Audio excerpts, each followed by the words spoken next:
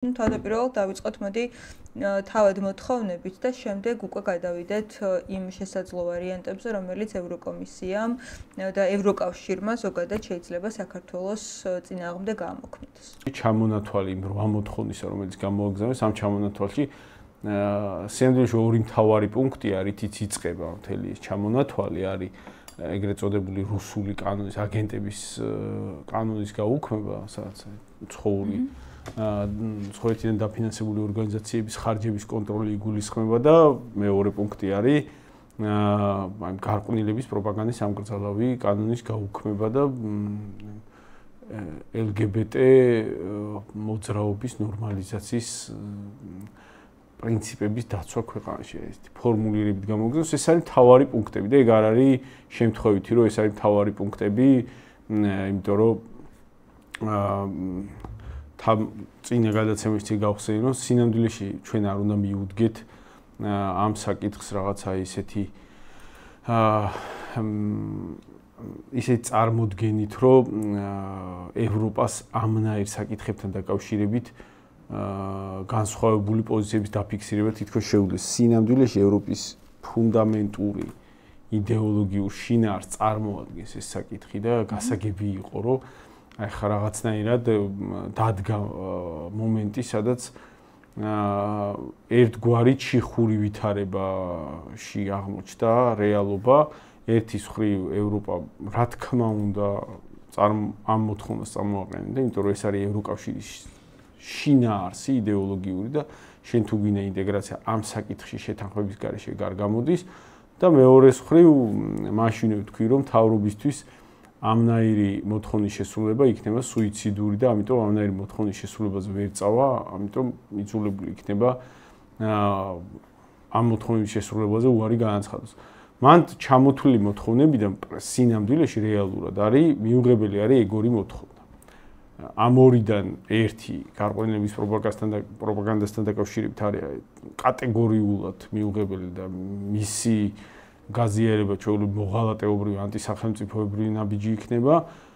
აგენტების კანონთან დაკავშირებით მიუღებელია, მაგრამ გამომდინარე იქიდან, რომ ეს რაღაც ეს კანონი ჯერ არც კი ამუშავებულა რეალურად.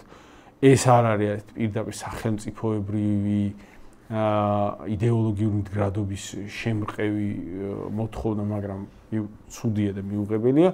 რაც შეეხება დანარჩენ მოთხოვნებს, დანარჩენ მოთხოვნების ნაწილი საერთოდ პრობლემას არ უნდა წარმოადგენდეს, ნაწილი პირიქით კარგია. მაგალითად, ევროკავშირი ითხოვს გაამკაცრეთ სავიზო პოლიტიკა, საიმიგრაციო პოლიტიკა გაამკაცრეთ, იმიტომ რომ თქვენთან ზედმეტად ლიბერალური საიმიგრაციო პოლიტიკის პირობებში ბევრი ისეთი ხალხი შემოდის და ისეთი ქვეყნებიდან შემოდის, რომლებიც მე ჩვენთან გადმოდიან და ეგ პრობლემა, ან ბევრს გონია, რომ მაგალითად ევროკავშირის ბრალია აქ ლიბერალური საიმიგრაციო პოლიტიკა და ხალხს ღია საზღვრების პირობებში მიგრანტების ნაკადი რომ შემოდის, ეგ სინამდვილეში პირიქით არის. ევროკავშირი ითხოვს გამკაცრებას, იმიტომ რომ მათთვის არის პრობლემა, აქ ვიღაცების შემოდინება, აქ საბუთების გაკეთება და მე პლაცდარმად საქართველოს გამოყენება ევროპაში გადასაბარგებლად. პირიქით ითხოვენ, ან დანარჩენი მოთხოვნები იყო მაგალითად კორუფციასთან ბრძოლა, სასამართლოს გაჯანსაღება, ანტიკორუფციული ბიუროს დამოუკიდებლობის უზრუნველყოფა, რაც შინაარსობრივი თვალსაზრისით არაფერი პრობლემა მაგაში არ უნდა იყოს, მაგრამ აი ეს ფუნდამენტური ორი საკითხი არის არათუ პრობლემური, არამედ ძალიან მძიმე მოთხოვნა. ეხლა და შესრულებას არ ექვემდებარება სინამდვილეში. ეხლა ჩვენ რო განვიხილოთ რასთან გვაქვს საქმე, ამაზე წავიდა საუბარი, რომ ეს მოთხოვნები არის ეხლა და მუქარა იმასთან დაკავშირებით, უვიზოს გაუქმებასთან დაკავშირებით ეს არის ახალი მაიდნის ორგანიზების პროცესი, იწყება ჩვენი ახალი ომში ჩათრევის ორგანიზება და ეხლა აი ამ პროცესს უყურებთ და ამისგან უნდა დავიცოთ თავი. ანალიზია საჭირო რეალურად რასთან გვაქვს საქმე, მართლა მაიდნის ორგანიზებასთან თუ არა. საქმე იმაშია, ჩვენ თუ განვიხილავთ რა ფორმულირებით ჩამოყალიბდა მოთხოვნები, ან ჩვენ ეს პროცესი ხო უნდა განვიხილოთ კომპლექსურად, თუ ვინმე ლაპარაკობდა მაიდანზე და ომში ჩათრევის ინტერესებზე, ჩვენ მოუყევით მაგ საფრთხეზე ყველას და შემდეგ ჩვენ არგუმენტაციას, ჩვენ ანალიზს იმეორებდა ხოლმე მთავრობა, სინამდვილეში ბევრი რაღაც, მათ შორის ტერმინები, მათ შორის მეორე ფრონტი, მათ შორის მაიდანი, ანტიმაიდანი, ეს ყველაფერი იყო პოლიტიკური დისკუსიაში, საზოგადოებრივ დისკუსიაში ჩვენ მიერ შემოტანილი და ჩვენი დამკვიდრებული ეს ტერმინები, მაგრამ ჩვენ ამ ანალიზს ვაკეთებდით რეალურად არსებული კომპლექსური შეფასებით, ვითარების და ნიშნებით, რომელიც იმ მომენტისთვის ჩანდა და იგულისხმებოდა, რომ შეიძლება ამ დასკვნაზე უნდა გავსულიყოთ. ეხლა ამ კონკრეტულ მომენტში რა სიტუაცია? ამ კონკრეტულ მომენტში ეხლა მაიდანი რო იგეგმებოდეს და ამ მოტივით რო ვთქვათ შემოქონეთ ეს მუქარა, ამას უნდა ქონდეს გარკვეული ფორმა და ტაქტიკა. ყველაზე მომგებიანი იქნებოდა მაიდნის დაგეგმარება მაშინ საარჩევნო მობილიზება უნდა მოეხდინათ ოპოზიციური ძალების, ანუ ყველა უნდა ჩართულიყო. უნდა ეთქვათ, რომ არჩევნები არის ერთგვარი რეფერენდუმი ევროკავშირის სავიზო პოლიტიკის შენარჩუნების. ამაზე უნდა გაკეთებულიყო ძალიან მკაფიო თან განრიგის მქონე განცხადება, რომ ან პირდაპირ გარანტირებულად არჩევნებამდე უქმდება, ან გარანტირებული განრიგი არსებობს რაღაც სტრუქტურული შინაარსის, რომ თუ არჩევნებზე შესაბამისი შედეგი არ დაიდება, მაშინ გაგიუქმდებათ ამის საფუძველზე.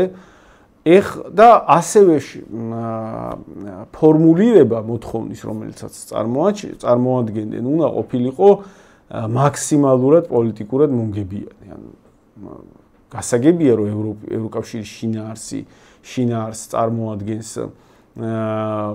და ეს არის საკითხი, რომელზეც ევროკავშირი იძულებულია, რომ იმოქმედოს და გააჟღეროს და შინაარსს წარმოადგენს LGBT ნორმალიზაციის პროცესი, მაგრამ თუ ტაქტიკური ამოცანა არის ეხლა პროტესტის ორგანიზება და იმედი არის, რომ ამ პროტესტის ორგანიზების საფუძველზე აქ ძალაუფლება შეცვლენ, მაშინ ფორმულირება იდეაში ტაქტიკური თვალსაზრისით გასაგებია და ამაზე თვითონ ლაპარაკობენ პროდასავლელი აქტივისტები და მედია საშუალებები, ისეთი ნაწილი მედია საშუალებები, რომელსაც მეტნაკლებად თავისუფლად შეუძლიათ ასეთი აზრის გაჟღერება, რომ ცხადია წამგებიანი იყო იქ ფორმულირება რაღაც გარყვნილების პროპაგანდის დაბრუნებაზე, მაგას ეგა საერთოდ არ უნდა ჩაეწერათ, მაგალითად ეგრეთ წოდებულ პოლიტპატიმრების გათავისუფლება, ვადამდელი არჩევნები, რომელიც ნახსენები არ არის.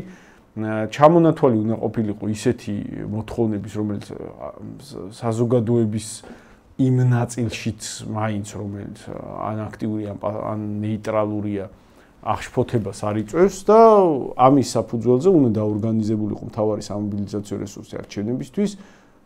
იმ ფონზე, როცა არჩევნები გადაიქცეოდა ევროკავშირის უვიზოს კარგავთ და თან არაფერს ისეთს არ გთხოვენ საპასუხოდ, რაც აი რაღაც მორალურ დილემას აყენებს ერის წინაშე.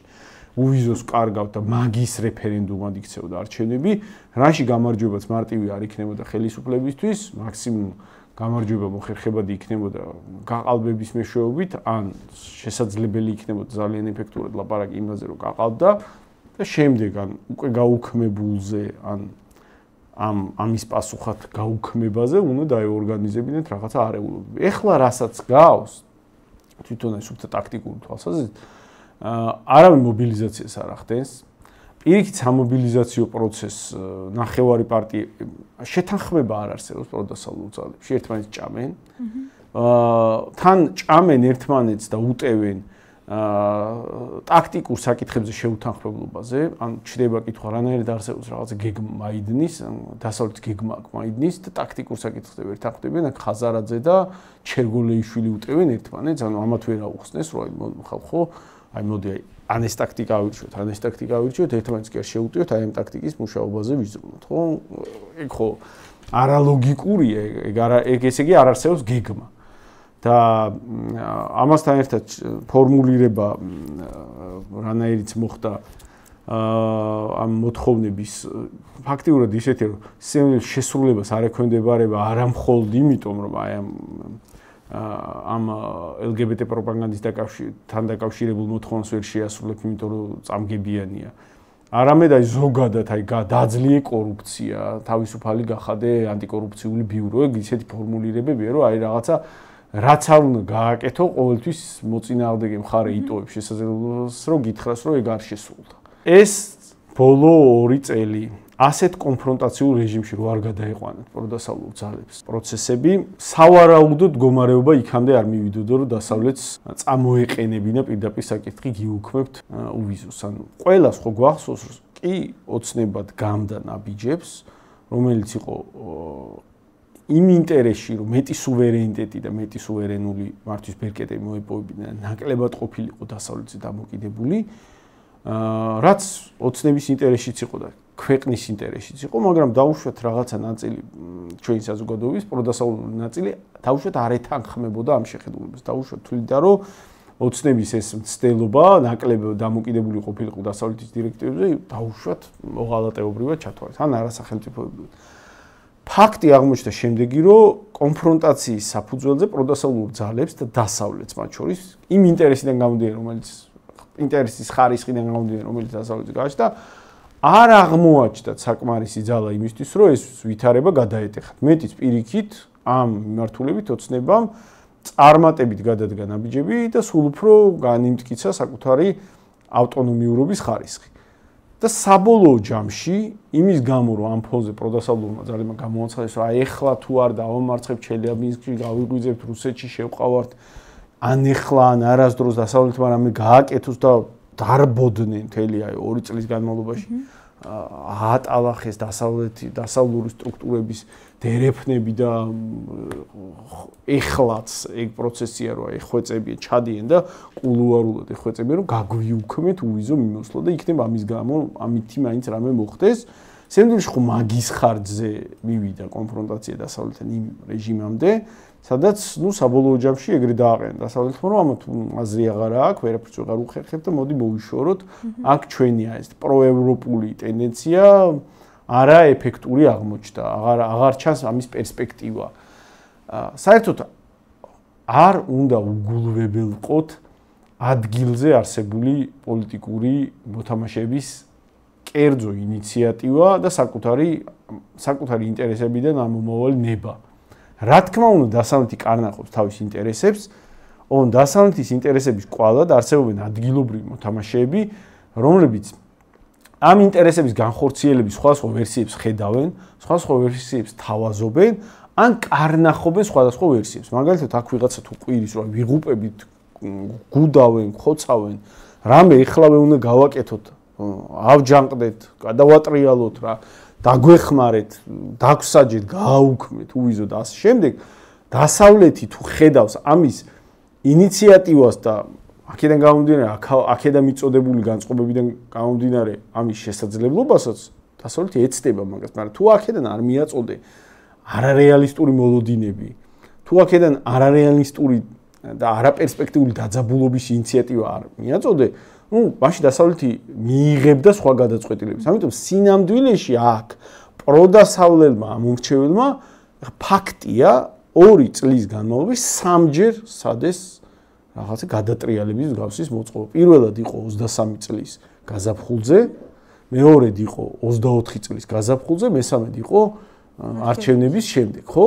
ეხლა ვიღაც ისინი იტყვიან, რომ აი ხელისუფლებამ ეს გააკეთა, აგენტების კანონი შემოიღო, ის შემოიღო, ეს შემოიღო და აბა რა უნდა გვექნა, ხო? და აი ვიღაცა ჩათვლის, რომ ეს იმდენად მოღალატეობრივი ნაბიჯები იყო, რომ აბა რა უნდა გვექნა, რა ვიცი, აი ეგ მიღებულია კანონები და ხო ცხოვრობთ რა და ქვეყნისთვის, ჩვეულებრივი ხალხისთვის, თქვენთვის ხო აჯობებდა, რომ აი არ გეცადათ აქ გადატრიალებები და რაღაც შანსი მეტი გექნებოდათ, რომ უვიზოს მაინც არ გაგიუქმებდნენ. აი რა ისთვის წადეთ გადატრიალები, ამოქმედა ეგ კანონები, ისევ ცხოვრობთ, ვერაფერი ვერ შეცვალეთ მან კუთხით, გარდა იმისა, რომ პირიქით გაიუარესეთ მდგომარეობა და მდგომარეობა თქვენთვის კი არ გაიუარესეთ, ხალხს გაუუარესეთ. ამიტომ სინამდვილეში ყველას ხო გვესმის, რომ რეალობა იყო შემდეგი. საზოგადოებაში არსებობდა 2 სეგმენტი. ხელისუფლების ოპოზიცია და მეორე სეგმენტი ხელისუფლების მხარდამჭერებისგან და არა მარტო კონსერვატიული ძალებისგან, ასევე შემდგარი დასავლური მმართველობის ოპოზიცია. დასავლეთის დირექტივებით რო გმართონ მაგისი ოპოზიცია, ანუ აქაურ ოპოზიციას, როგორც დასავლეთის რაღაცა წარმომადგენლებს უფრო დიდი რაოდენობით საზოგადოებაში ყავდა თავის მხრივ ოპოზიცია და ცდელობა იყო იმ ხალხის ნება გადაეტეხათ, ფეხებზე დაეკიდებინათ და ისეთი მოწყობა მიეღოთ ქვეყანაში, რომ იმ ხალხის ნება ყოფილიყო. ანუ როგორც მაგალითად უკრაინაში მოხდა თავის დროზე, ნახე, შუაზე იყო საზოგადოება გაყოფილი და მოდი ესენ ფეხებზე დავიკიდოთ, ჩვენებურად მოვაწყოთ ქვეყანა. მაგის ცდელობა იყო, მაგის ცდელობა ქონდა ძალით. და მაგ ძალით იმიტომ ვერ გაიტანეს, რომ მეორე მხარეს იგრძნობოდა ყოველთვის. ეხლა ჯერ პოლიცია გაკავებთ, პოლიცია გიხერხებთ, რომ შეგაჩეროთ, მაგრამ რაღაც მომენტში თუ გამოჩნდა სურათი, რომ პოლიცია ვეღარ გერევათ, მეორე მხარე გამოვა ქუჩაში და მოგერევით. ეგ რო იგრძნობოდა გამბედაობას აი პროდასალურ სეგმენტს, მაგას მათ გამბედაობას ეგ ფაქტორი სერიოზულად ურტყამდა და არაკეთილ სინდისიერი ამოცანა დაისახეს რეალურად, როგორც პოლიტიკოსებმა, ისე იმ აქტივისტებმა, რომლებიც ქუჩაში იყვნენ. დაისახეს ამოცანა, მოდი მოსახლეობის ნახევარზე მეტი ფეხებზე დავიკიდოთ და ძალით გავიტანოთ ჩვენი. და ამ არაკეთილ სინდისიერი ამოცანის ცდელობას შეეწირა საბოლოო ჯამში ის, რომ კონფრონტაციის ხარისხი იქამდე მივიდა, რომ ევროპამ თქვა, რომ აქ აზრი არა აქვს აღარაფერს, იმდენად ჩამოიშალა დასავლური ძალების იმედები, შესაძლებლობები, კანონმდებლობა იმდენად შეიცვალა ამ კუთხით, რომ აქ არაფერს აზრი აღარ აქვს, მოდი ეს მოვიშოროთ, ეს მთლიანად ეს ქვეყანა და თავის თავს უნდა დააბრალონ, რა თქმა უნდა, ამაში დაზიანდება არა მარტო ის სეგმენტი ეკონომიკას დაარტყავს იმ ხალხს, რომლებიც სამუშაო დადიოდნენ, სულ არ აინტერესებდა დასავლეთის დიქტატურა პირიქით. მაგის წინააღმდეგ იყვნენ, ბევრს დაარტყავს, ქვეყანას დაარტყავს. და უნდა აცნობიერებდეს ეს ხალხი, რომ და ხალხი ხშირ შემთხვევაში თავის თავს არ აბრალებს ხოლმე, არავინ არ აბრალებს თავის თავს, მაგრამ კაი არ დააბრალებენ თავის თავს, მაგრამ იმ პარტიების ბრალი მაინც ხო არის, რომლებიც ამის რაღაცა ლოკომოტივს, ინტელექტუალურ ბაზას შუამავლობას თამაშობდნენ დასავლეთთან, რომლებიც აორგანიზებდნენ ამ პროცესს. მაგ პარტიების მიერ დაგეგმილმა ამ ორწლიანმა მაიდნების გეგმებმა, ტაქტიკამ დაგღუპათ, დაგაკარგინათ უიზო მიმოსვლა, მაგის გამოკარგავთ ახლა უიზო მიმოსვლას, არავისი სხვისი ბრალი არ არის. სხვა ოცნებასაც თავის ინტერესი აქვს და ეგ ბუნებრივია.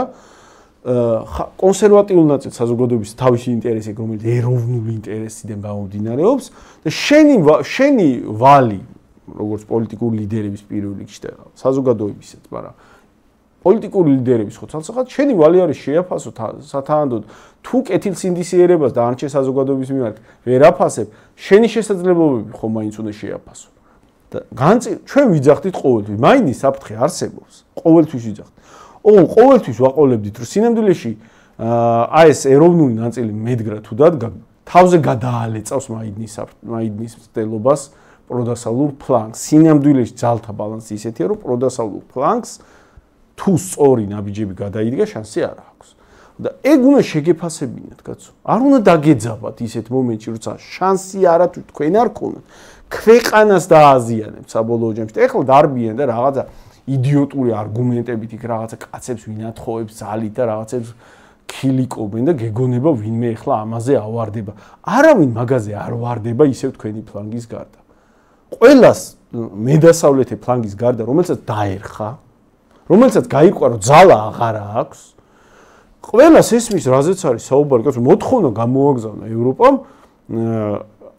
უბრალოდ გარყვნილების პროპაგანდა რო იკრძალება ქვეყანაში, ბავშვებს რო რაღაცა ავადმყოფობა ვერ ელაპარაკონ ტელევიზიით თუ ქუჩაში, ბავშვებს რო ავადმყოფური გარყვნილების ნორმალურობა ვერ უხსნან, აი ეგ იკრძალება ქვეყანაში და ეგ გააუქმეთო და რა ვიცი ახლა თუ რაიმე პრეტენზიები ვინმესთან გინდათ რო გქონდეთ ერთი პირდაპირ თქვენთან რომ რა დებილობები ატარეთ 3 წლის განმავლობაში რომ აქამდე მიიყვანეთ ქვეყანა რომ აი ხო მოთხოვნები წამოაყენეს და მეორე ავი ევროპას უთხარი დებილური მოთხოვნები მოაყენებენ აი ეს მოთხოვნა ამოიღონ დებილური მოთხოვნა და რაღაცა კორუფცია დაამარცხეთ და ანტიკორუფციულ ბიუროს მეტი ავტონომიურობა მიეცით და სასამართლო განაჯანსაღეთ და ასე შემდეგ მასეთ რაღაცებზე პრობლემა არ იქნება მიგრაციის პოლიტიკა გაამკაცრეთ ემხრობით პირიქით ჩვენ ვითხოვთ მაგას მას რაღაცებზე პრობლემა არ იქნება მოილაპარაკებენ და რაღაცა დიალოგის შესაძლებელი იქნება მაგრამ პრეტენზია თუ ვინმესთან უნდა გქონდეს აქ კინო გლიცინებ მიმართეთ ევროპას ეს დებილური მოთხოვნა ამოიღეთ და დანარჩენზე ლაპარაკი შესაძლებელი იქნება.